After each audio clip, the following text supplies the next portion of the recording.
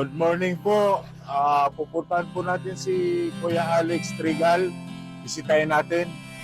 At may nagbigay po ng tulong si Joanna Corpus.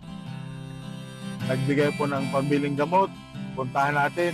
At tayo naman po, bibigay tayo ng grocery at kunting tulong din sa pambiling gamot. Yan, let's go.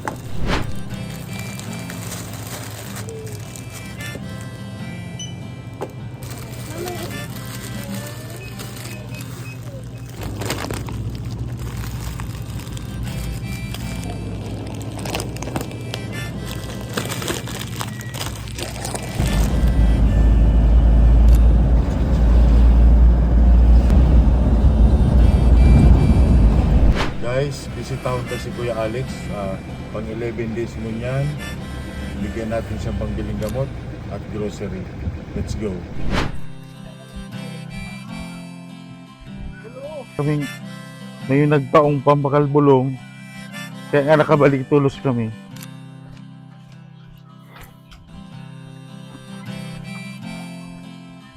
Bugado na si Kuya Alex katatahi.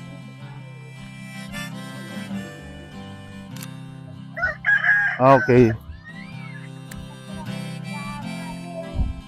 Uy, kuya, kumusta? Oh, nagdara kong grocery naman, kuya. Oh. Nagniwang-niwang ka baga? Na, ano po?